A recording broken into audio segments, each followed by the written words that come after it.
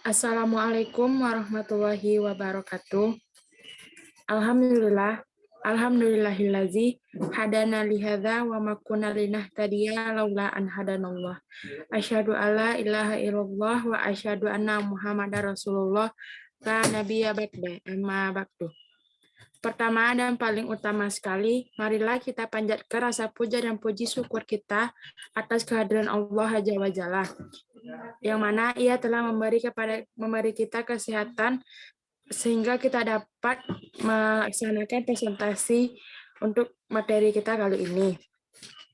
Selanjutnya, sholawat beserta salam tidak lupa pula kita hadiahkan buat arwah junjungan kita, yaitu Nabi Yuna Muhammad Shallallahu Alaihi Wasallam. Allahumma sholli ala Muhammad wa ala ali Muhammad. Yang terhormat Ibu dosen mata kuliah Biologi Umum, yaitu Ibu Ramadhani Fitri. Seterusnya kepada teman-teman dan rekan-rekan kelompok 6 yang saya sayangi. Baik, sebelum masuk kepada materi, izinkanlah saya sebagai moderator memperkenalkan anggota kelompok saya. Yang pertama, saya sendiri sebagai moderator, Cynthia Dwi Rahma Putri, dengan NIM 21035111. Yang kedua, Suryani Butar-Butar, dengan NIM 21035113. Yang ketiga, Tasya Mardatilah dengan NIM 21035115. Baik, untuk materi pertama tentang pengertian tumbuhan dan ciri-ciri tumbuhan akan ditampilkan oleh Suryani Butar-Butar. Kepada Suryani dipersilakan.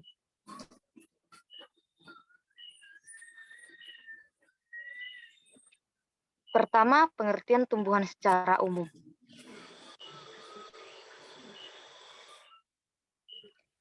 Tumbuhan merupakan salah satu dari klasifikasi makhluk hidup.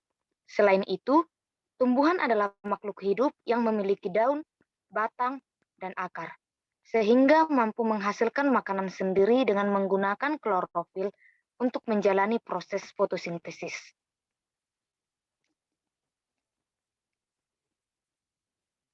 Ciri-ciri tumbuhan secara umum, pertama, multiseluler. Multiseluler yaitu mempunyai banyak sel. Ciri yang kedua, autotrof, yang artinya dapat membuat makanannya sendiri. Ciri yang ketiga, eukariotik. Eukariotik yang dimaksud yaitu sel yang telah memiliki membran inti sel. Ciri yang keempat, terdapat dinding sel, di mana dinding selnya terbuat dari selulosa. Ciri yang kelima, kehidupan, di mana tumbuhan hidup di daratan, lembab, atau perairan. Ciri yang keenam, menyimpan cadangan makanan, di mana tumbuhan menyimpan makanan dalam bentuk amilum. Ciri yang ketujuh, memperoleh makanan. Cara tumbuhan memperoleh makanan melalui fotosintesis yang dibantu cahaya matahari. Yang kedelapan, berproduksi. Tumbuhan berproduksi baik secara seksual maupun aseksual. Ciri yang kesembilan, memiliki daun yang digunakan untuk mengumpulkan sinar matahari. Yang kesepuluh, memiliki pergiliran keturunan. 11, bersifat stasioner dan memiliki kutikula. Dan yang terakhir, memiliki jaringan pembuluh bernapas melalui plastida. Terima kasih kepada Suryani. Selanjutnya, materi tumbuhan lumut akan disampaikan oleh Tasya Mardatilah. Pada Tasya Mardatilah dipersilahkan. Baiklah, selanjutnya tumbuhan lumut. Ciri-ciri dari lumut Birophyta yaitu yang pertama, sel-sel penyusun tubuhnya mempunyai dinding sel yang tersusun atas selulosa, multiseluler, dan tidak memiliki pembuluh xilem dan floem. Yang kedua, air masuk dalam tubuh lumut secara imbibisi. Imbibisi merupakan proses masuknya air ke dalam benih untuk memicu dimulainya proses perkecambahan. Sementara hasil fotosintesis didistribusikan secara difusi, daya kapilaritas, dan dengan aliran sitoplasma. Yang ketiga, dinding sel terdiri atas selulosa dan mengalami metagenesis. Yang keempat, merupakan peralihan antara talopita dan karmoita. Selanjutnya, yang kelima, permukaan luas tubuh dilapisi dengan lapisan berlilin. Lapisan berlilin ini berfungsi untuk menahan masuknya air dan mengurangi penguapan. Selanjutnya, yang keenam yaitu akar berupa akar semu atau rizoid yang terdiri dari beberapa lapis sel parenkim dan berbentuk seperti rambut yang fungsinya untuk menempelkan lumut. Yang ketujuh, ciri-ciri dari lumut Biropita yaitu zigot berkembang menjadi embrio dan akan tetap tinggal di dalam gematenium dan ovum diproduksi archegonium. Tumbuhan lumut memiliki beberapa contoh. Yang pertama, lumut daun. Lumut daun merupakan jenis tumbuhan yang sering dijumpai di daerah yang lembab. Pada umumnya, satu individu lumut daun menghasilkan jenis gamet yang berbeda, sehingga dapat dibedakan mana individu jantan atau individu betina. Akan tetapi, ada juga tumbuhan lumut yang menghasilkan gamet jantan atau antheridium dan gamet betina archegonium dalam satu individu. Pada fase sporofit, tumbuhan lumut akan menghasilkan spora sebagai alat perkembangbiakan. Jika spora lumut sampai di lingkungan yang sesuai, spora lumut akan tumbuh menjadi protonema. Protonema inilah yang akhirnya tumbuh menjadi tumbuhan lumut baru. Contohnya, Sphagnum sp. Ciri-ciri dari lumut daun yaitu talus gametofit, tidak dapat dibedakan antara struktur daun dan batang. Yang kedua, talus gametofit mempunyai bentuk simetris radial. Yang ketiga, archegonium dan antheridium berbentuk pada ujung gametofit di antara daun dan kemudian tumbuh sporanium. Yang keempat, gametofit tumbuh tegak dan merayap. Selanjutnya yang kelima, berkembang dari protonema. Dan yang keenam, mempunyai daun, batang, dan rizoid multiselular. Contoh tumbuhan lumut Bryophyta yang kedua yaitu lumut hati. Lumut hati ini mempunyai bentuk tubuh seperti lembaran banyak, lekukan, dan menyerupai bentuk hati. Lumut hati memiliki tubuh dengan struktur akar, batang, dan daun, sehingga sering dianggap sebagai kelompok peralihan dari tumbuhan Talipita ke Cormophyta. Habitat lumut pati yaitu pada tanah mineral yang lembab di lereng gunung ataupun bukit. Lumut pati juga memiliki beberapa ciri-ciri, yaitu talus gemotofitnya tidak dapat dibedakan antara struktur daun dan batang, sementara akarnya berupa rizoid. Yang kedua, talus gametofitnya mempunyai bentuk pipih dorsiventral. Yang ketiga, pada permukaan dorsal gametofit dibentuk archegonium dan antheridium. Dan yang terakhir, talus sporofitnya mempunyai ukuran yang sangat kecil.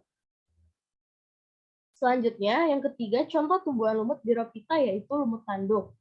Lumut tanduk mempunyai bentuk sporofit yang panjang dan runcing yang dapat tumbuh setinggi 5 cm.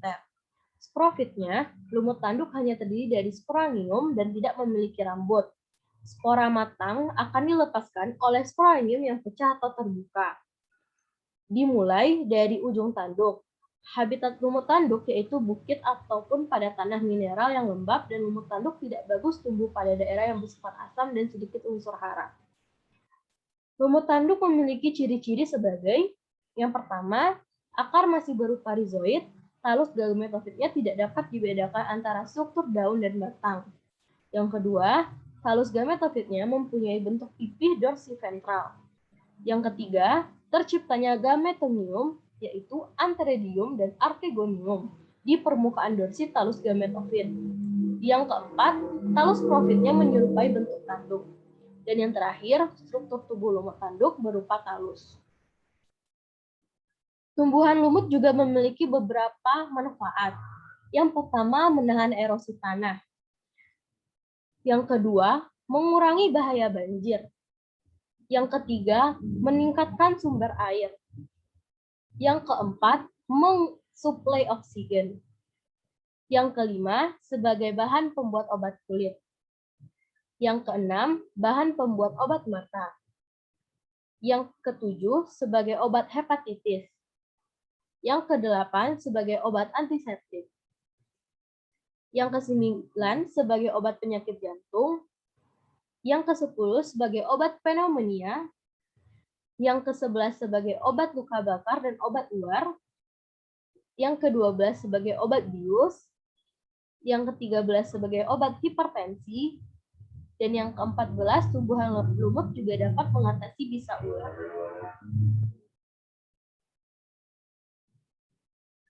Terima kasih kepada Saudari Tasya. Selanjutnya, materi tumbuhan paku akan dibacakan oleh Saudari Suryani. Kepada Saudari Suryani dipersilahkan. Selanjutnya, ciri-ciri pada tumbuhan paku. Ciri-ciri yang pertama, akar, batang, dan daun memiliki berkas pembuluh angkut berupa silem dan floem.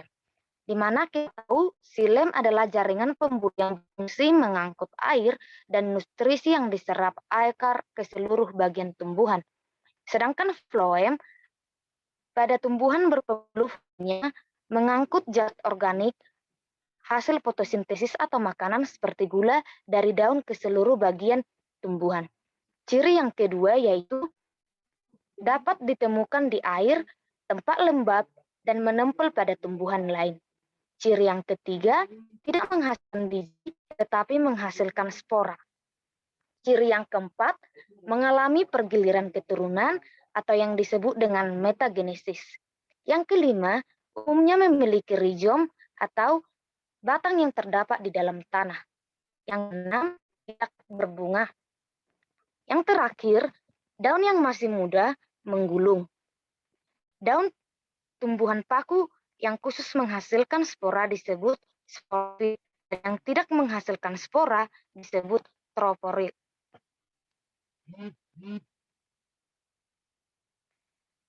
Contoh tumbuhan paku. Yang pertama, ada paku purba. Disebut paku purba karena ditemukan sejak zaman purba dan keberadaannya hampir punah. Contohnya, tumbuhan paku yang disebut pilotum. Yang kedua, ada dia paku ekor kuda. Paku ini memiliki ciri berdaun tunggal dengan ukuran kecil.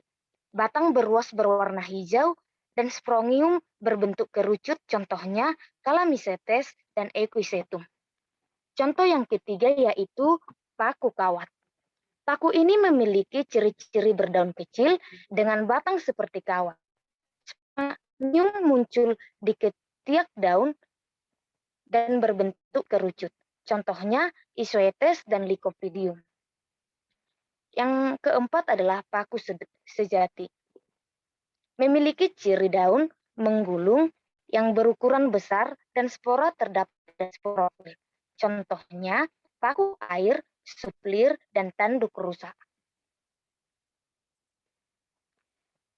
Ada beberapa manfaat dari tumbuhan paku. Yang pertama, sebagai tanaman hias. Yang kedua, sebagai pupuk hijau.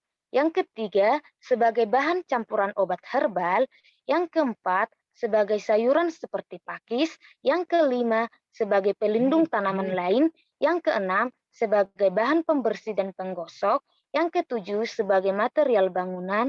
Yang kedelapan, bermanfaat menjaga kesehatan mata. Yang kesembilan, bermanfaat meningkatkan daya tahan tubuh. Dan yang terakhir, bermanfaat meningkatkan sel darah merah.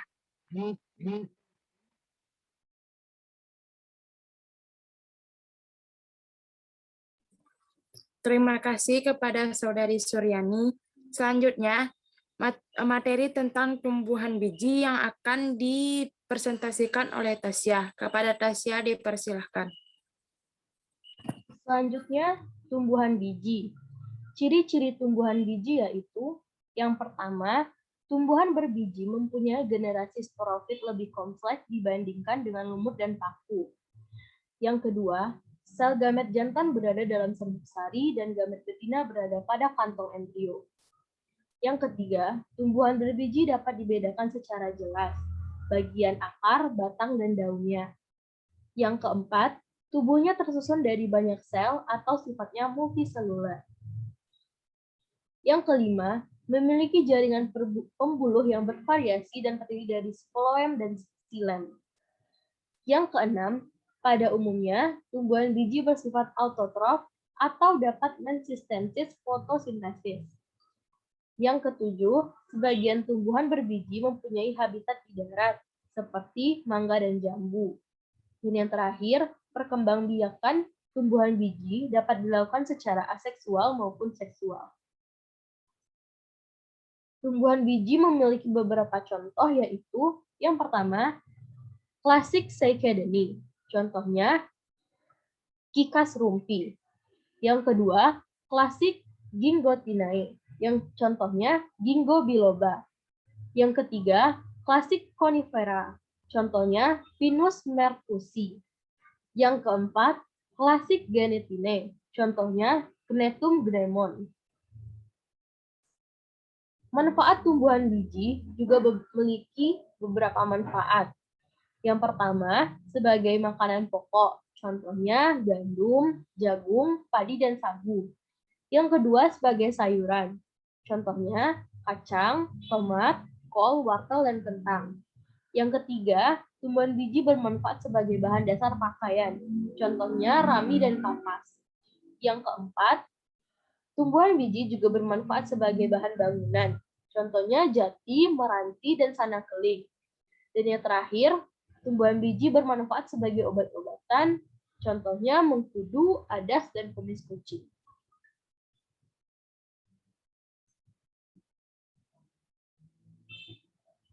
Terima kasih kepada Tasya. Selanjutnya kita masuk kepada materi tentang jaringan pada tumbuhan. Yang pertama itu jaringan meristem yang akan disampaikan oleh Saudari Suryani. Kepada Suryani dipersilahkan. Yang selanjutnya yaitu struktur dan organisasi tumbuhan biji. Yang pertama dia ada jaringan meristem. Jaringan meristem ini sendiri mempunyai arti yaitu jaringan tumbuhan yang memiliki sel-sel yang dapat selalu membelah diri, menghasilkan sel-sel baru yang selanjutnya dapat memanjang dan berdiferensiasi untuk menyusun organ-organ tumbuhan.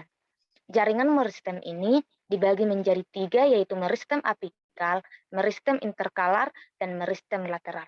Yang pertama meristem apikal atau ujung. Meristem apikal ini terletak pada titik tumbuh primer, yakni di ujung pucuk utama, ujung batang, dan ujung akar. Meristem apikal berbentuk kubah yang dibentuk oleh sel-sel yang membelah pada ujung tunas atau kuncup. Yang kedua, ada meristem interkalar atau antara.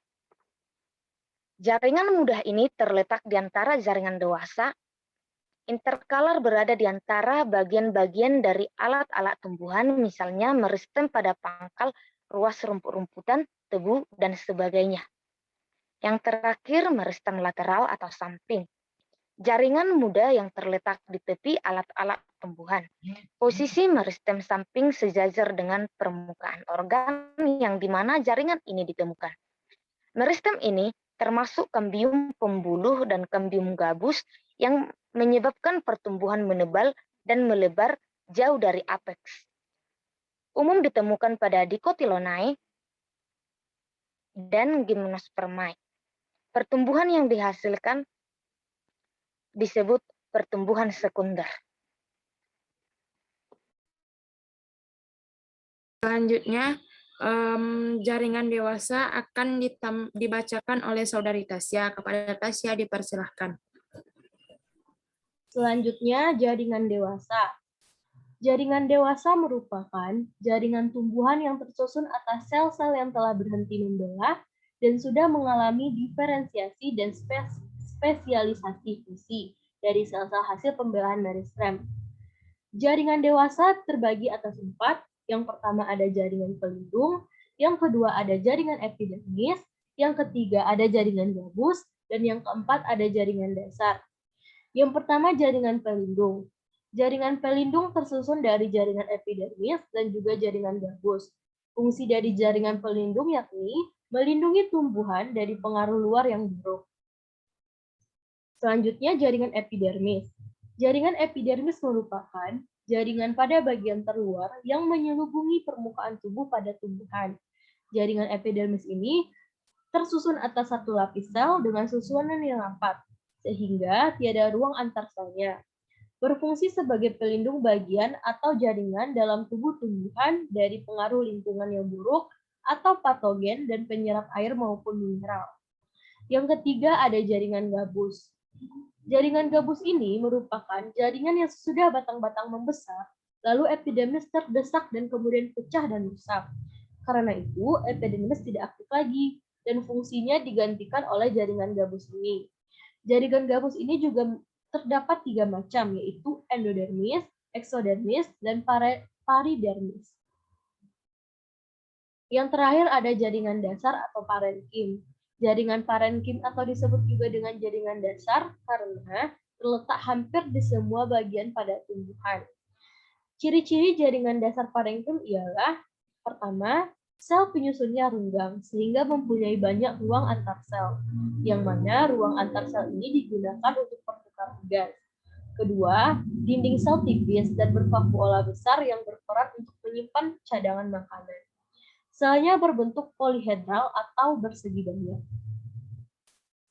Sekian dari saya kembalikan ke moderator. Terima kasih kepada Saudari Tasya dan Saudari Suryani. Nah, itulah materi tentang struktur dan organisasi tubuh tumbuhan dari kelompok 6. Saya selaku moderator dan mewakili kelompok 6 mengucapkan jika ada kata-kata kami yang kurang tepat pada tempatnya, mohon dimaafkan. Kami sudahi dengan Assalamualaikum warahmatullahi wabarakatuh.